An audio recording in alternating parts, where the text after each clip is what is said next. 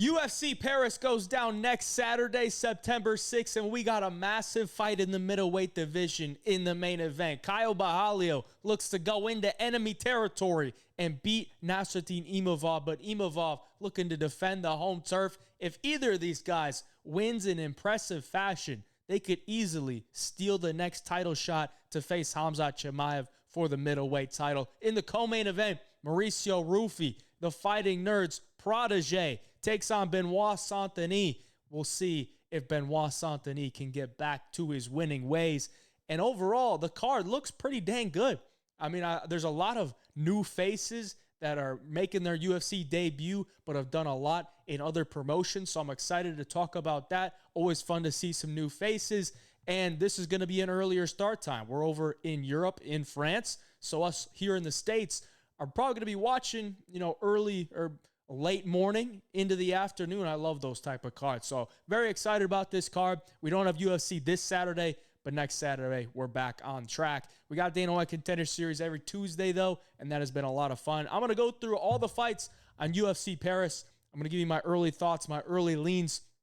This is before all the tape study goes in. I did have to watch some tape on some of these UFC debuters, so I would be able to tell you a little bit about them and give, a decent little breakdown of my early thoughts on the matchup. But this is before all the boxes have been checked. And that's when, you can look for the official picks video later in the fight week. But let's get into the recap for UFC Shanghai. Overall, we were down minus 1.13 units on the straight bets and the parlays. Did hit a nice play on Charles Johnson there as the underdog. Really thought Long Zhao should have won that fight as the underdog as well. He was my biggest play of the night, and that one took an L. And then, of course, Mark Goddard screwed us in the main event with the under 1.5 round bet. Would have swept the parlay, so we lost 1.13 units there. But we did cash in 5 units on the DFS, and we went 7-1 on the picks overall. The only one that lost was Charles Johnson, higher on significant strikes because he knocked him out in the second round. So overall, we're positive 3.87 units on UFC Shanghai. If you want all my bets every single week, jump in the Home Fight Picks Premium membership. Use code HeyJive to get you a 5-day free trial. We've been absolutely cooking the last 11 days. So not only UFC Shanghai, but also had bets on Dana White Contender Series, on PFL, on Road to UFC. So from UFC 319, which was 11 days ago, till now, we went up 21.2 units, and we cashed in every single card. So we've been on an insane run. We're positive 64.43 units in 2025 so far. We're going to look to keep stacking that up. And if you want to take a look at the overall, statistics for UFC betting, you can pause the screen and look at that there. But I'm not going to go into it too much there. But you got the ROI and all that. Let's get into the fights, man. The first fight of the night, at least that's what we're looking at right now. This was a short notice matchup made, and it's a UFC debuter, Axel Sola, coming in here as the favorite at minus 161, taking on McKee at plus 141. McKee picked up his first UFC win his last time out against Daniel Frunza, another UFC debuter. Can he do it again? It's a good question. After watching some tape on Axel Sola, I keep wanting to say Alex, it's Axel Sola. Watching tape on this guy, I wasn't overly impressed, but I do have to give him some respect because he looks like a pretty solid overall fighter. He does have a lot of experience in the amateurs. I think he had like 24 amateur fights, and he fought some decent level competition in the amateurs. And once he became a pro, he's got 11 fights. One of them was a draw, 10-0. He's never lost. But, I don't really think he's shown me anything that makes me think this guy's going to be, a stud in the next coming years. I think he's a solid striker. He has some pretty solid feints, mainly a southpaw striker. His hands are not super powerful, but he does have a good ability to inflict damage. Pretty solid wrestling game. Defensively, I should say. Pretty solid defensive wrestling game. He will go to offensively wrestle every so often, but I don't think it's, anything that McKee hasn't seen before. I mean, McKee has dealt with the Khamzat Chimaev wrestling before. Didn't deal with it well, but it's going to be a lot easier to defend takedowns from Axel Sola. Overall, man, I look at this one and I think, Axel Sola as the favorite is a little bit rich, looking at this guy as a really good prospect. He has fought in Aries UFC, but I don't really think he's all that. And as we've seen in recent memory and over the UFC history, UFC experience does mean a lot. You know, Reese McKee took on Daniel Frunza his last time out, and Daniel Frunza was the favorite in that fight as well. And Daniel Frunza was coming off a win from the Contender Series. He went in there, and Reese McKee dropped him in, I think, 3 times in the first round and ultimately knocked him out. So I think Reese McKee could definitely come in here and put a beating on Axel Sola from range with his longer range shots. Axel Sola has mainly been fighting at lightweight in Aries FC. He was fighting at 170, 175 earlier in his pro MMA career, but he's mainly been fighting at lightweight as of recently. Now he's going to make a short notice fight at 170. So I do think he's going to be a little bit undersized here.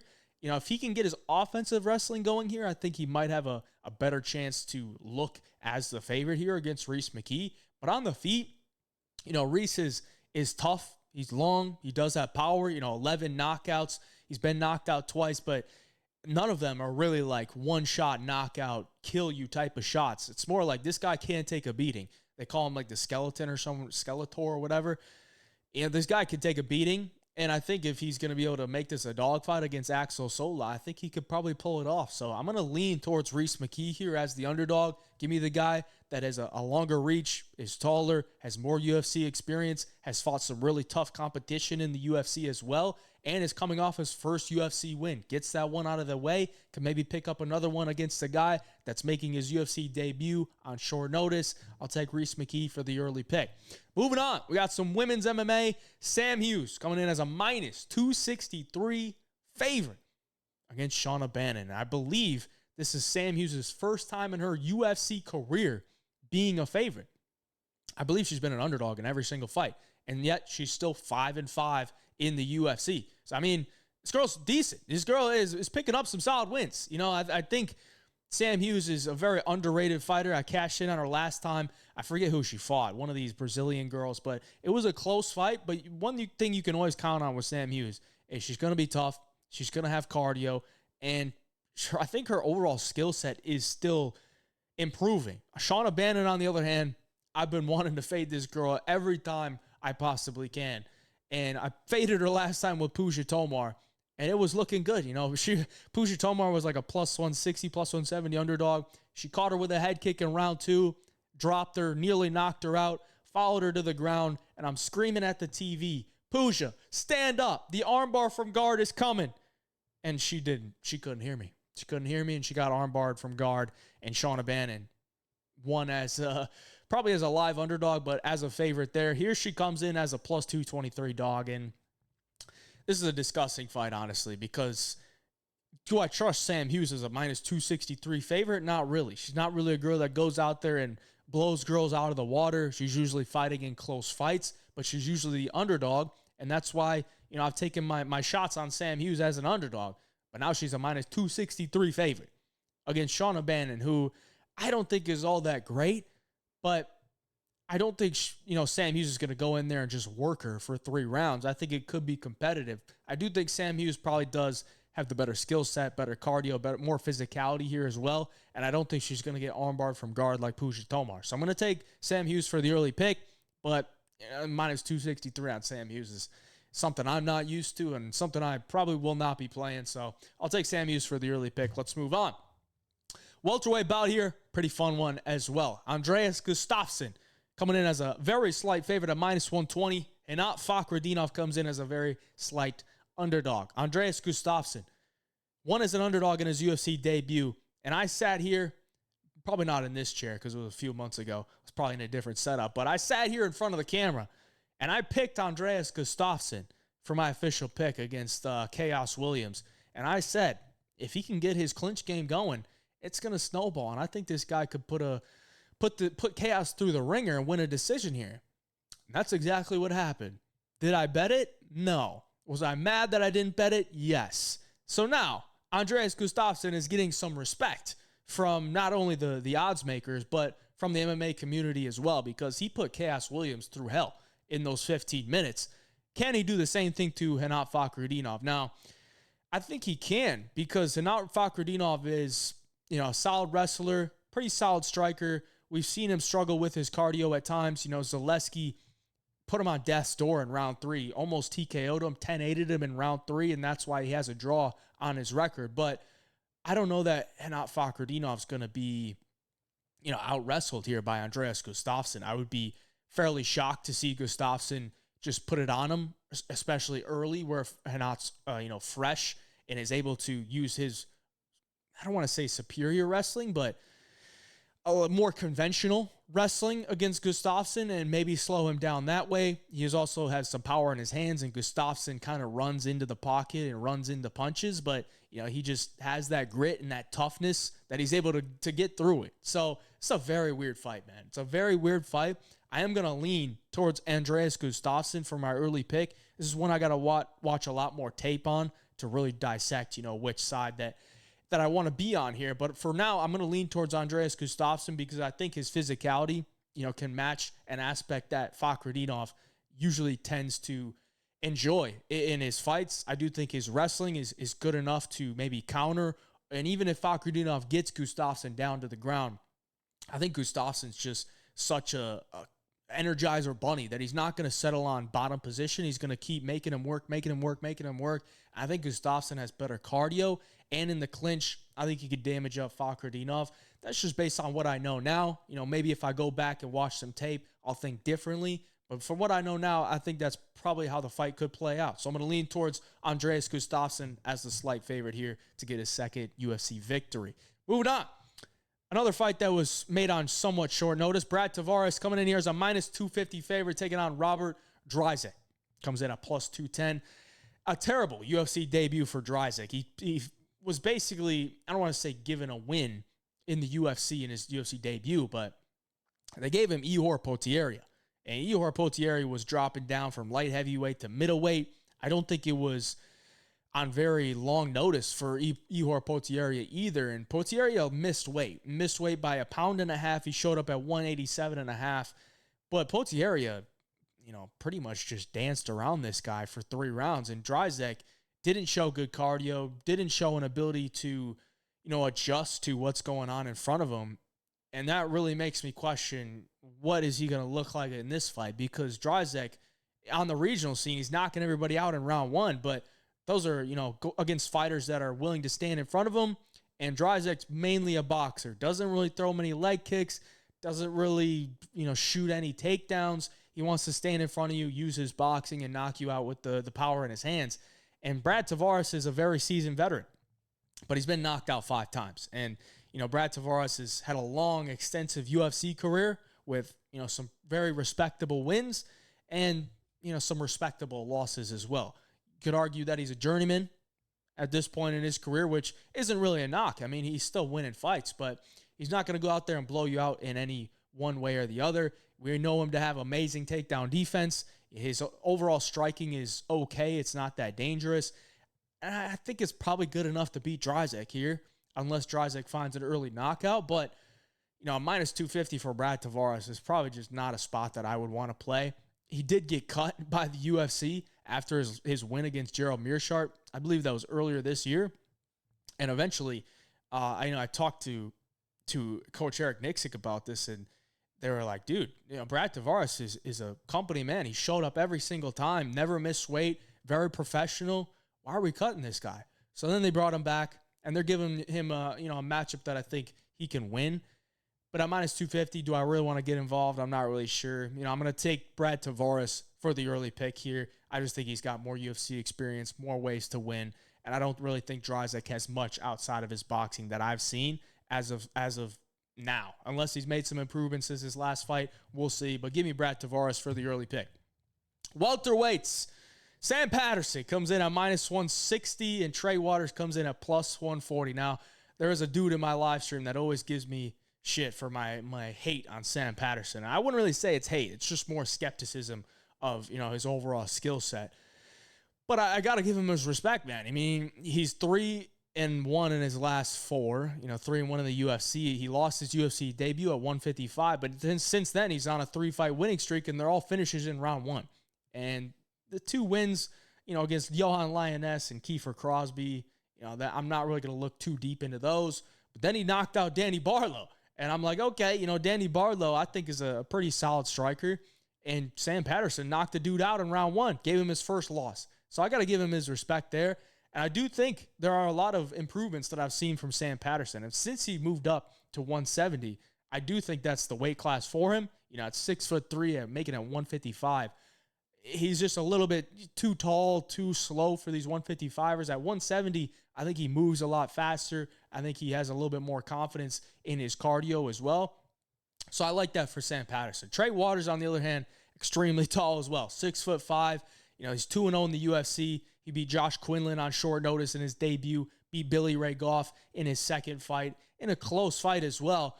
Trey Waters, I think, uses his size and his range better than a lot of guys that have these tall, long frames. He's got a really good jab, solid 1-2. He likes to stay on the back foot and just pop that jab out there, solid footwork. But he does tend to get himself backed up against the cage, and that's where these shorter guys can kind of unleash, but then he'll look to clinch him up, reverse position, get back to the middle of the octagon.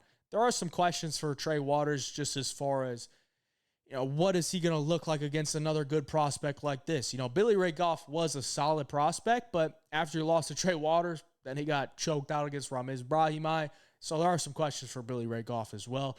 Overall, I think this is a close fight, man. I don't think Trey Waters is going to get knocked out by Sam Patterson here. I don't think he's going to get taken down and insta-subbed by Sam Patterson. I think it could be very competitive on the feet. If this fight does extend, I do tend to lean towards Trey Waters, as we've seen him go 15 minutes and look pretty solid for those 15 minutes. Sam Patterson, on the other hand, gets most of his wins done early on. So I got to favor Sam Patterson with the early finishing ability. I'm going to take Sam Patterson for the early pick, but I do think it's more of a 50-50 fight, and it could be a tale of, Sam Patterson looks good early, Trey Waters starts to get his range, and starts to take over the fight. I got to watch more film on this one too, because Trey Waters hasn't fought all that often in the past 2 years, so got to look at that a little bit more. But give me Sam Patterson for the early pick here. Moving on to some heavyweights, and we got a rematch actually. Marcin Tybura comes in as a very slight favorite over Ante Delija, coming in at -108, and this is a rematch from 10 years ago. These guys faced off in M1 Global, and Marcin Tybura knocked him out in round 1. Now, wasn't really a knockout because Ante Delija he pulled a Conor McGregor, he pulled an Anderson Silva, he pulled a Chris Weidman, threw a leg kick, his leg broke, and he went back to step on it. It folded, and there's the TKO. So 10 years ago, Ante Delija broke his leg fighting Marcin Tybura and lost via knockout. Now, 10 years later, a lot has happened. A lot has happened. I mean, these guys were, 29 and 25 at the time, and now they're 39 and 35. And Ante Delija is mainly a PFL guy, over his most recent pro MMA career. And this is a guy that the PFL really, I think, wanted to fight Francis Ngannou. When they signed Francis, I think this is the guy that they wanted him to fight because he was the PFL champion. He was on a good winning streak, and he had beaten Renan Ferreira earlier in the year prior, I believe. And then he had some, injuries that kept him out of the PFL regular season. So he missed the first month or the first round of the PFL regular season. He came back the second round, got a win over Maurice Green by decision. And ultimately he didn't make the PFL finals or the PFL tournament or whatever they had. Who knows what the PFL is doing back then, what they're doing now. Nobody really knows. But he didn't make it that year, so then that's the year that Renan Ferreira won, and then Renan Ferreira faced Francis Ngannou because he was the PFL champion. And Ante Delija came back the year after that, fought Valentin Moldavsky, and he looked washed, man. He looked extremely washed, and that was a real red flag for me because Ante Delija was this killer. He was this killer, and then once he had those injuries, he beat Maurice Green by decision, and then he faced Valentin Moldavsky and got ran through in one round. And what we've seen from Moldavsky since then hasn't really been anything that impressive. So there are some questions for Ante Delija. Where is he at in his career? But he's been a career-long Crow Cop guy. Crow Cop's almost always in his corner. I've seen him training with Tom Aspinall and all the heavyweights that they have in that region.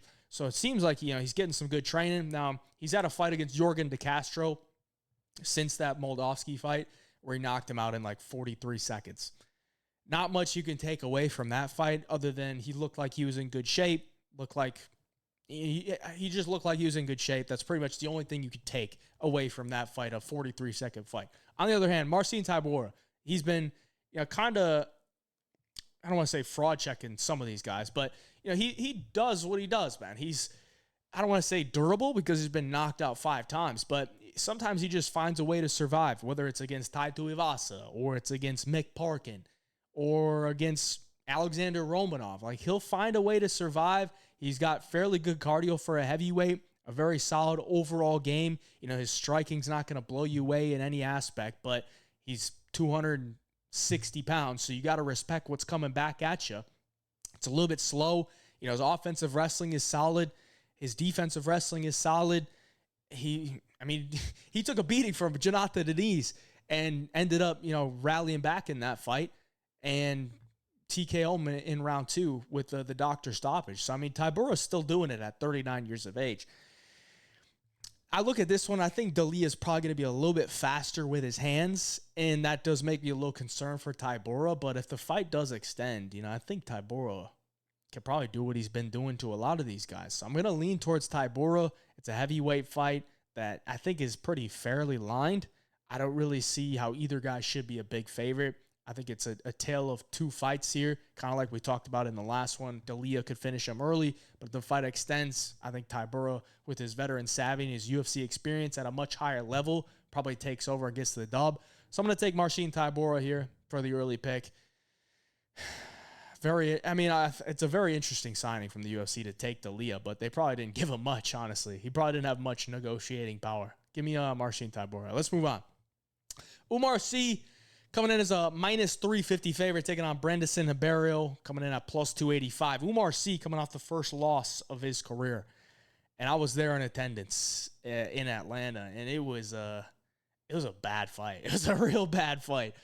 Alonzo Menafield, though, we can't really say it's a bad loss because Alonzo Menafield, he's beaten some pretty solid guys. You really can't knock the guy, but Umar C. was a huge favorite in that one, and a lot of people expected him to win.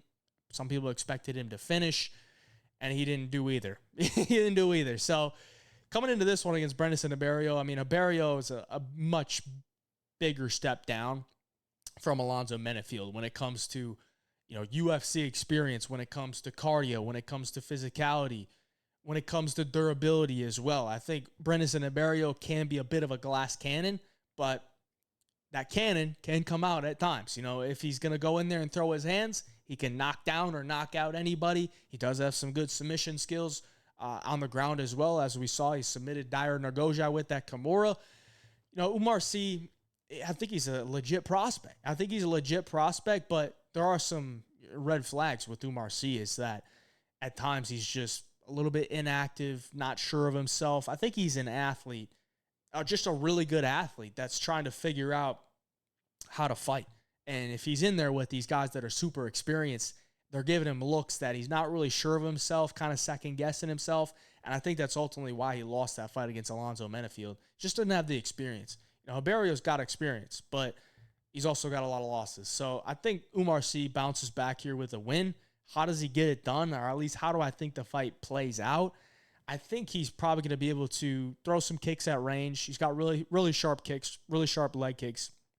If he wants to offensively wrestle, I think he could do that. I don't think Ribiero is a guy that's tough to take down. Now, Ribiero does have that submission game, but Umar C. should be able to fight through those submissions. And I think he can probably get it done here by decision. Maybe he finds a knockout. But I think Umar C. gets it done. I'm going to take Umar C. for the early pick. I think he's going to bounce back here with a W. And I think they're setting him up with a much lighter competition in Paris to get the Frenchman a W. Moving on to another Frenchman. We got William Gomis coming in as a minus 220 favorite against Robert Ruchala. Gomis takes his first UFC loss, his last time out against Hyder Amil, in a fight that was extremely close, but I do think Hyder Amil won, and William Gomis' ultimately detriment in that fight for him was that he's always content with staying on the back foot. And that was a fight at the Apex where the cage is a little bit smaller, and Haider Emil's pressure and cardio and pace ultimately, I think, won him that fight, even though Gomi pretty much held his own when it came to durability, when it came to output, when it came to matching, what Haider Emil was bringing to him. Haider Emil was just the guy that was dictating where the fight was going and what the pace was going to be. So I think that's why Haider Emil won that fight, but it was a close fight. Now, Robert Ruchala, UFC debuter, KSW guy, watched some of his tape, and I wasn't overly impressed. I do think he could, land some big shots on William Gomis, but the thing with Gomis is his biggest attribute has always been his distance management, his ability to not get hit, his ability to not put himself in bad spots on the feet. And I think that's probably what happens here, man. I think William Gomis probably uses his speed, his athleticism, his elusiveness to hit Ruchala without getting hit. I don't think Ruchala is some amazing striker. He'll throw a decent body kick. He's got some swinging hooks that could maybe land on William Gomis that could hurt him, but I just don't really see it, man. I don't really see how Ruchala is a guy that beats a seasoned striker like William Gomis. Now, Gomis not exactly a big finisher, and he's not really a guy that puts a lot of stamps on fights. So there is that concern for Gomis if he's going to fight with that slim margin type of hit you a little bit more than you hit me, but not allow you to hit me as very often, then things could get interesting, because let's just say, he lands 15 strikes in a round compared to Ruchala's 8, but Ruchala lands one big shot. Maybe that's where the judges are going to give Ruchala that round. That's just the problem with William Gomis' fighting style. It didn't burn him at all until he got to the Haider Emil fight, but I don't really think Ruchala has the pace and the pressure of Haider Emil. So I'm going to take William Gomis for the early pick here to get it done in his home country.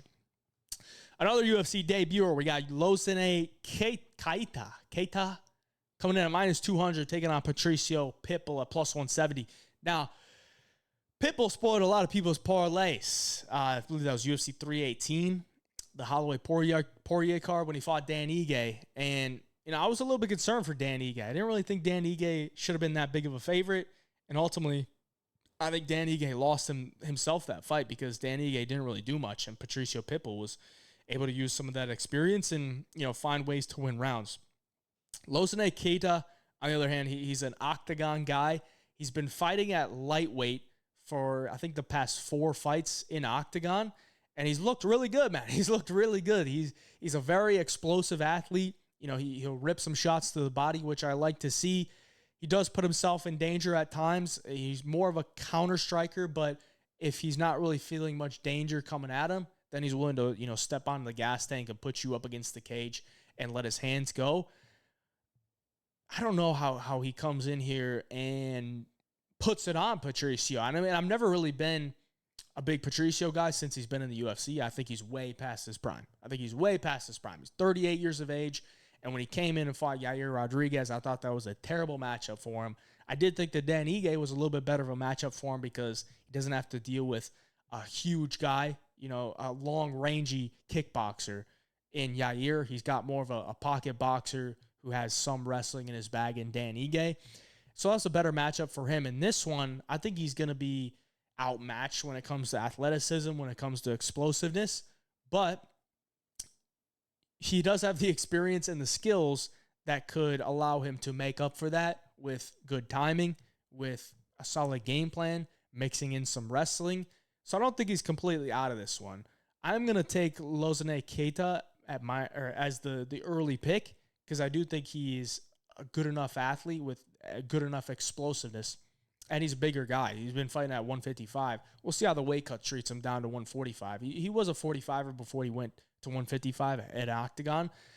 So I don't think he's going to have, major troubles making 145, but I think he's going to be, hitting a little bit harder than Patricio Pitbull in there. And Patricio does hit hard. I mean, you look at how he's won fights, man. 12 KOs, 12 submissions, 13 decisions. That shows you can get it done in any aspect. I would be interested to see, how Pitbull does if he comes into this fight with a grappling heavy game plan. If he can exploit, some holes with Keita on the mat because, Keita's not really a guy that wants the fight to be on the ground. And he's probably going to be levels above Keita in the jiu-jitsu realm. So there's an aspect for Pitbull as an underdog. But for now, I'm going to lean towards the favorite here in Keita making his UFC debut. We'll see. I got to watch some more film on Keita. But from what I saw, good athlete, explosive, powerful hands, and, likes to get the fight done inside the distance. So we'll see. But give me Keita for the early pick. And before we get into the main card, I want to remind you, if you want all the bets, jump on the Home 5 Picks Premium membership. Use code HeyJive to get you a 5-day free trial. Been absolutely killing it the past 11 days, and we've been killing it on the year. Plus 21.2 units in the last 11 days and positive 64.43 units in 2025. So you're not only going to get the UFC bets, you're also going to get the Dana White Contender Series bets. We probably won't have road to UFC for a while. I'm not sure if we're going to have PFL, but you get the Dana White Contender Series and UFC bets every single week. Link down in the description below. Use code HeyJive for a 5-day free trial. And before we get into the main card as well, if you need a sports book, if you can hop on Wager Attack, it's available in all 50 states. You get a 200% free play bonus, and if you deposit with crypto, you get a 10% cash bonus. So you deposit $100, you're going to get $200 in free play and $10 added to your cash bonus if you use crypto. There's a link down in the description below. All right, main card. We got Fares Ziam coming in as a minus 320 favorite, taking on Kawe Fernandes. Fernandes comes in as a big dog again, plus 270. Last time out against Guram Kutataladze, I believe he was like plus 300 or somewhere around there, and he absolutely washed Guram in that fight. Very surprising to see, but ultimately I do think Kawe Fernandes has a lot of skills that can help him win fights in the UFC, and I think this is a matchup that will tell us a lot as to where Kawe Fernandes is. His UFC debut, he fought Mark Chikasi. I think it was relatively short notice for Fernandes, and essentially he got grappled up in that fight. Chikasi, just an extremely good athlete, was able to blast in on those takedowns and hold him on the ground like he was doing towards the end of his career, and ultimately they cut him, even though he was on a winning streak. Fares Ziam, on the other hand, made a ton of improvements, since he's come back to the UFC, or at least I think he got cut. I don't even know if he had a fight in between him getting cut or not, but he got cut at one point and he came back to the UFC and he's been looking amazing. And I really have to give him his praise because his last time out against Mike Davis, Mike Davis is a legit fighter and he pretty much put it on him in every aspect. The fight before that, Matt Frivola is a guy that's, very seasoned in the UFC. Might be a little bit older, but he controlled that fight from bell to bell, ultimately knocked him out. That was last year on last year's UFC Paris card. So now here he is fighting in his home country again as a favorite. And I do think it's a little bit rich, man. I do think Fares Ziam is going to be the better striker when it comes to thought process and range management. But Kawe Fernandes is a guy that hits extremely hard. He has some really solid setups to let his hands go. His leg kicks are very, very dangerous. And I think Fares Ziam's probably going to feel that and maybe want to wrestle here. Because Fares Ziam's been working on his wrestling a lot. And he's actually been offensively wrestling a lot in his last few fights for a guy that didn't want to wrestle at all in his early UFC career. His 3 of his 4 losses are by submission. He don't want to be on the ground with anybody. But this dude is tall, long, and I think he's been gaining his physical strength over the last few years to where he can match a guy's physicality like Mike Davis, and it's not really a problem. Cardio's always been good for Fares Ziam. Fernandez's cardio, I do think, is probably a little bit worse than Fares Ziam, but I don't think it's bad. I think Fares Ziam's probably going to be able to control the fight here, and I think he's probably going to be able to win. But I don't think Fernandes is out of it by any means. I got to watch some film on Fernandes to see if he's fought anybody with this type of fight style. And when I say that, it's a fight style that's very risk averse, wants to be in control at all times, whether he's the one dictating the pace with the wrestling or dictating the pace with the striking. Fares Ziam for a good amount of time fought on very slim margins. I don't know that he's doing that now, but it is something that, if a guy can match his skill set and maybe even look to take over the fight like Kawe Fernandes, the things could get a little bit interesting. And I do think the line's a little bit wide, but I'm leaning towards Fares Ziam for the early pick here. I think Fernandes does have, some chance to pull it off as the underdog. Got to look at it a little bit more, but I'm going to side with Ziam as the proven guy here. 5-0 in his last 5 on a great streak, fighting in his home country. Give me Ziam for the early pick. Moving on, we got Paul Craig coming in here as a plus 245 dog, taking on Modestas Bukauskas at minus 285. Now, Bukauskas, 4-1 in his last 5. I don't know that he beat Ion Cutelaba, to be honest, but I do think he's made some improvements, and Ion Cutelaba is not an easy win. So I got to give him some credit there, even for just making the fight close, whether he won it or not. Beating Ion Cutelaba is probably more impressive to me than beating Paul Craig. But as always, with Paul Craig, you got to watch out when that fight hits the ground. And Bukauskas, I think, is probably going to be able to come in here with the game plan of don't let this fight hit the ground and you win. And that's almost every game plan that you should come into against Paul Craig is keep the fight on the feet. If you're a decent enough striker, you should be able to beat Paul Craig because Bo Nickel, 30-27, this guy in a striking fight. I don't think it's going to take much to beat Paul Craig in a fight. And I don't think Bukauskas is dumb enough to go to the ground with Paul Craig. Maybe we'll see. Paul Craig's not a good wrestler. He can't really get the fight to the ground, but he has an insane jiu-jitsu game that is lethal. So everybody knows that with Paul Craig. I'm not saying anything too crazy there. I think Bukauskas could find another knockout here as well. I do have to say, his run in the UFC, at least his second stint in the UFC, it's not all that impressive to me. It's really not. His lone losses to Vitor Petrino, he got knocked out in the second round.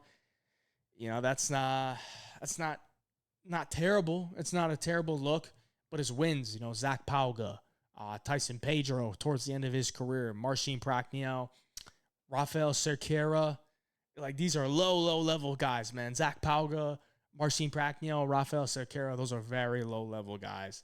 And Paul Craig, for all of his faults, he's always been in there with some good competition. You can't really say he's fought bums, and he's beaten a lot of really good guys. So, Jamal Craig, Ankalaev, Nikita Krylov, this guy's not fighting bums. So there's my, qualms or my concerns with Bukauskas as a minus 285 favorite. It's just the level of competition is not even comparable. But when I look at it stylistically, it's like Bukauskas is a good enough striker to beat Paul Craig on the feet. As long as he doesn't take the fight to the ground, he should win. So I think that's why he's favored, and I'm going to take him for the early pick. Give me Bukauskas. Mason Jones taking on Borralho. Borralho comes in here as a slight dog at plus 120, and Mason Jones minus 140. Mason Jones comes back to the UFC against Jeremy Stephens earlier this year in Des Moines, Iowa, and puts a beating on Jeremy Stephens. Now, I've always thought Mason Jones is a good fighter, man. I've always thought he's a good fighter. A little bit, I think he loves the fight a little bit too much. At times I think he's just so skilled. Why is he in the pocket exchanging with Jeremy Stephens? Why is he doing that?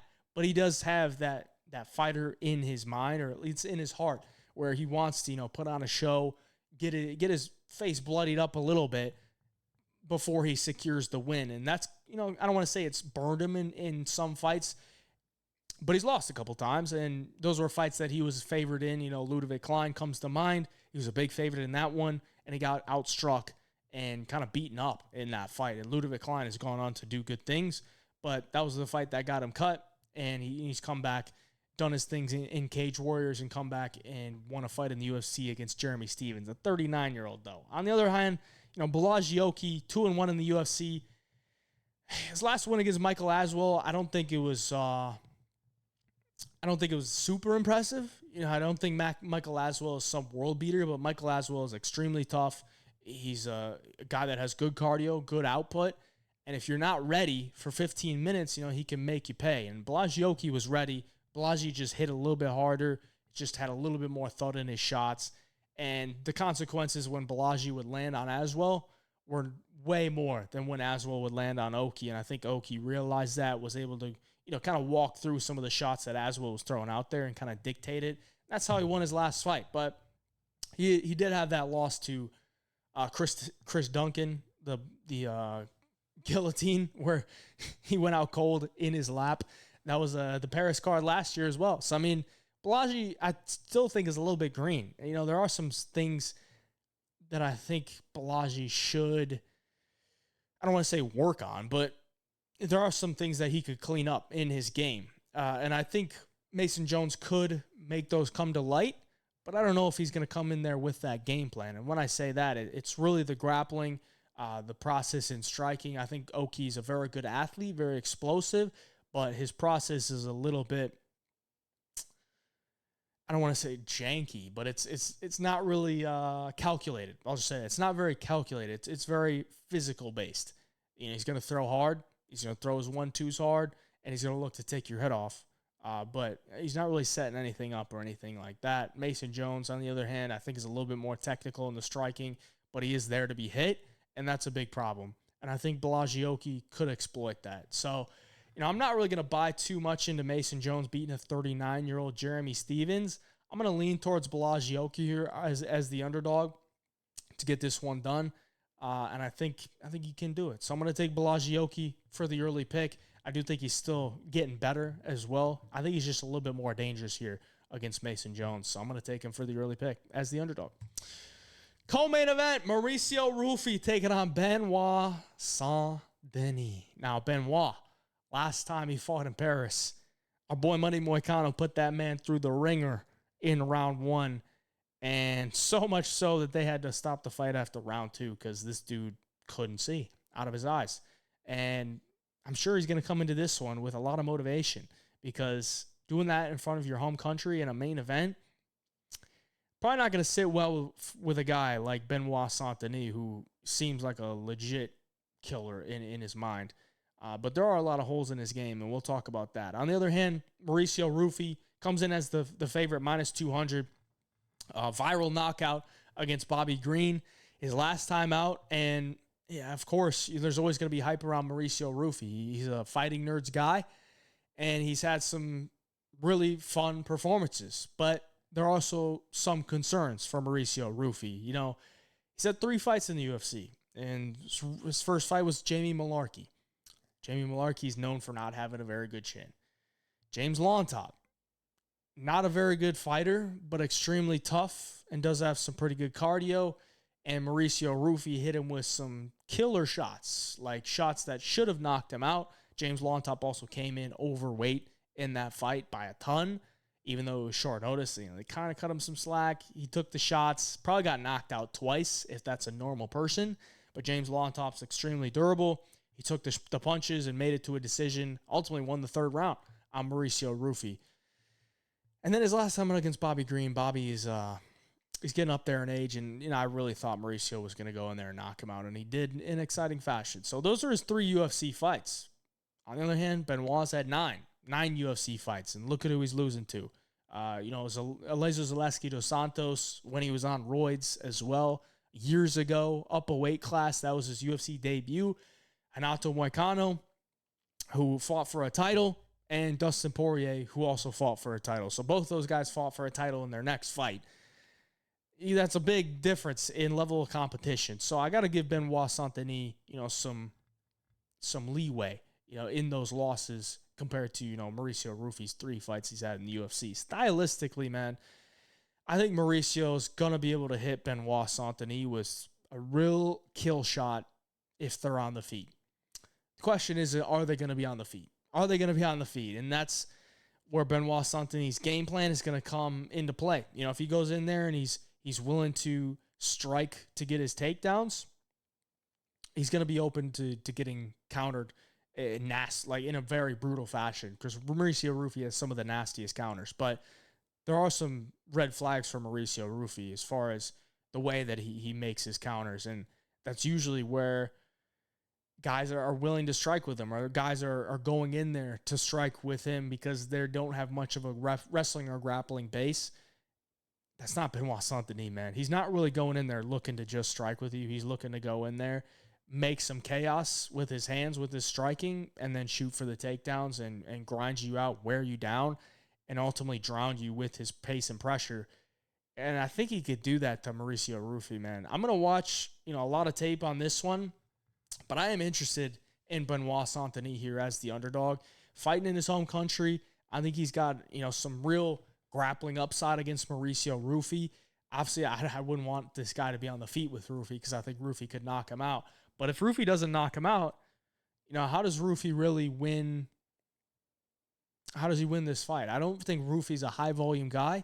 I do think maybe he could knock him down in a couple rounds and win the fight, but I do think Benoit just has a little bit more ways to win.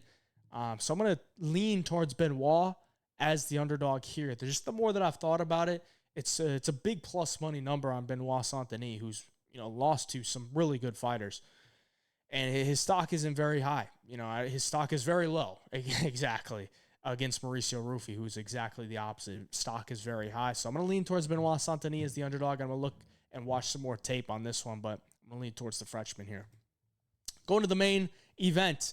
Before we get into the breakdown here, please like the video for me. Subscribe to the channel if you're not already. I believe 60% of the viewers that watch my videos are not subscribed. So least you could do, if you're going to watch the video, just hit the subscription button for me. I would appreciate it very much. And while you're there, hit the like button as well. Main event, Nasruddin Imavov coming in as a plus 102 underdog, taking on Caio Borralho, comes in at minus 122. Now, over the last few days, this line has flipped. I believe Imavov was a very slight favorite over Caio, and now Caio's a very slight favorite over Imavov. And I do tend to agree with that line movement, but ultimately, I do think it's a very close fight. I haven't watched any film on this one, to look towards any way. But based on what I know about these guys, Caio is a very solid striker, solid grappler, solid overall fighter, doesn't take a lot of risk, but is very calculated in his approach. I do think Imavov is probably the more explosive athlete, probably the more dangerous guy to finish this fight.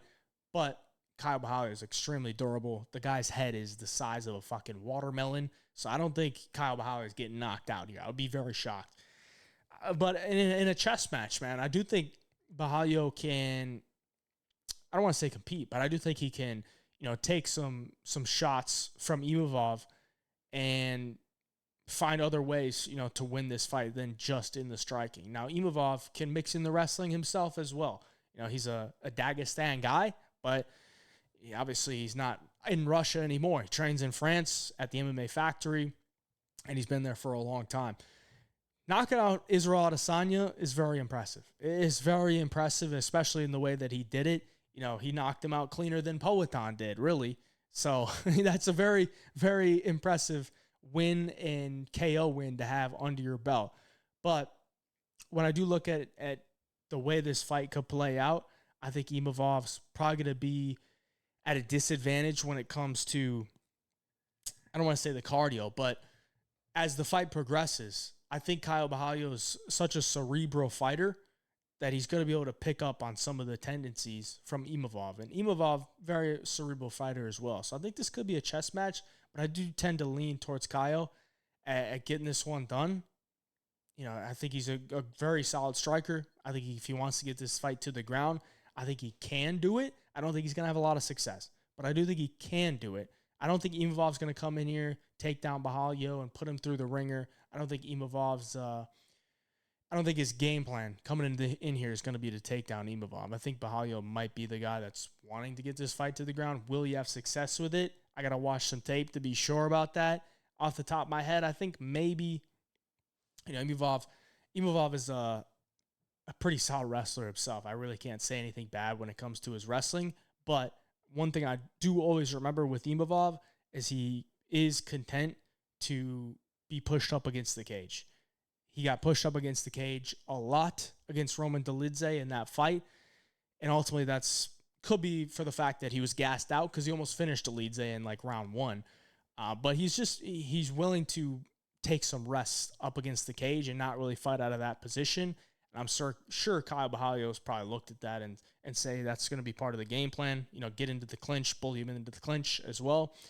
So I'm going to lean towards Caio Borralho here, man. I got to watch some more tape on it, but I do think Caio's going to be my early pick here. I just think he's a extremely legit talent. I think he's very, very well-rounded. I'm not saying Imavov isn't, but we've seen Imavov take his L's. And how did he take his L's? He took his L against Sean Strickland, and Sean Strickland ultimately put a pace on him, and Imavov couldn't keep up. I think Caio Borralho could put a pace on him as well. but probably not a Sean Strickland type of style. But I'm saying make him work, push him up against the cage, kind of like Delija did, wear him out, and maybe take over late. So give me Kyle Borralho for the early pick here.